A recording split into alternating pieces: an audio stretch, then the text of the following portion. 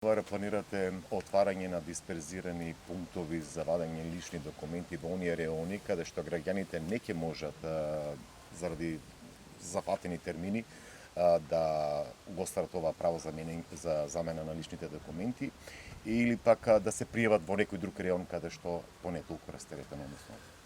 Јас вчера соопштив како информација за јавноста и сакам навистина се заблагодарам на граѓаните да одадам признание на сите граѓани во внатрешноста на државата, заради тоа што веќе надминавме 80% од замената на личните документи и издадена е наредба од помошникот министер во сите градови надвор од Скопје веќе се работи без закажување. Значи таму можат сите граѓани кои што ќе дојдат и ќе се пријават да бидат и услужени. Така да сега за сега нема проценка дека ќе има било каков проблем.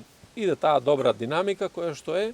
Јас очекувам дека успешно ќе се заврши, додека во Скопје новоотворениот пункт многу придонесува за една динамика да се постигне поголема.